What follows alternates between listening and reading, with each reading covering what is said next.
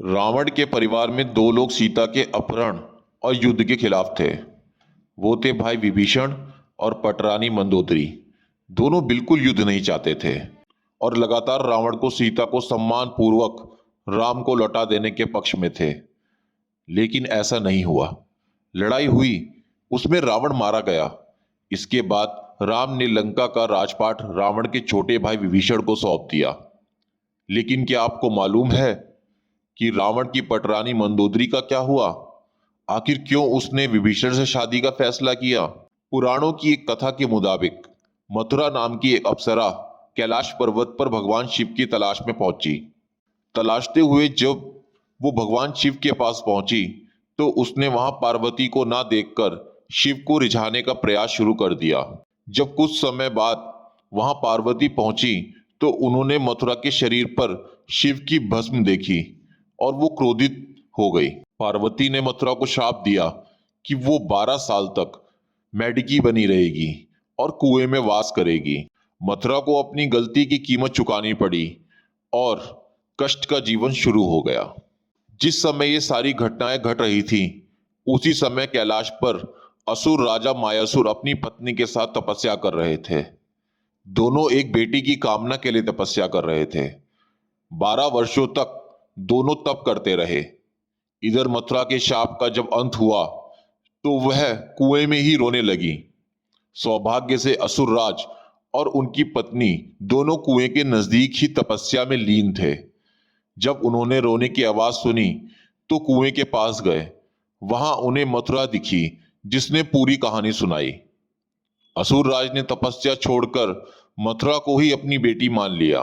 मथुरा का नाम बदलकर मंदोदरी कर दिया गया। असुरराज के महल में मंदोदरी को राजकुमारी का जीवन मिला। वो अपनी नई जिंदगी में बेहद खुश थी। लेकिन इसी बीच उसकी जिंदगी में रावण की एंट्री हुई। मंदोदरी के पिता मायासुर से मिलने रावण पहुंचा। वहीं उसने मंदोदरी को देखा और मोहित हो गया। उसने मायासुर से मंदोदरी का हाथ मांगा।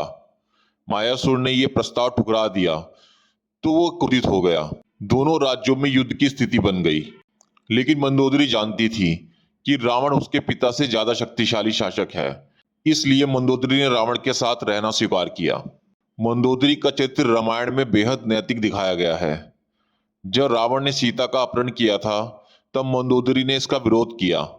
मंदोदरी बार बार रावण को यह समझाने का प्रयास करती रही कि दूसरी की पत्नी का अपहरण करना एक अपराध है, लेकिन रावण नहीं माना। आखिरकार राम के साथ युद्ध में रावण बुरी तरह पराजय हुआ और वह मारा गया और मंदोदरी विधवा हो गई। रावण की मौत के बाद भगवान राम ने मंदोदरी को विभीषण से शादी करने का प्रस्ताव दिया।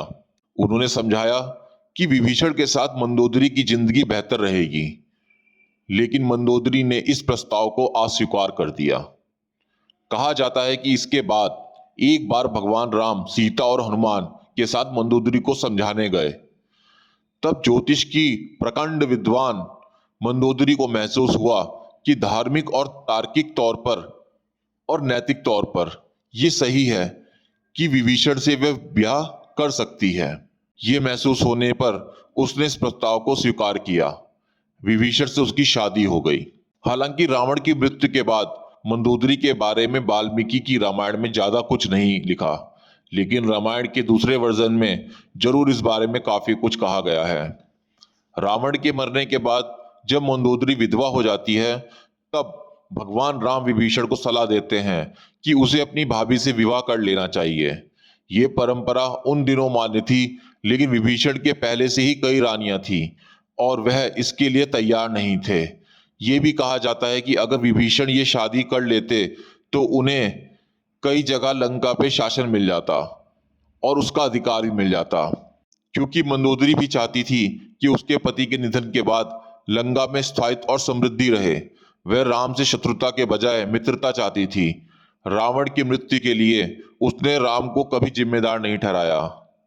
एक वजह यह भी बताई जाती है कि रावण के निधन के बाद मंदोदरी भी उसकी चिता के साथ सती हो जा रही थी, लेकिन राम ने उसे रोका। इसके बाद मंदोदरी के पास देवर से विवाह करने के अलावा कोई विकल्प नहीं बचा। दोस्तों, अगर ये स्टोरी आपको अच्छी लगी हो तो प्लीज मेरे चैनल को लाइक करें, सब्सक्राइब करें। Thank you. जय श्री राम।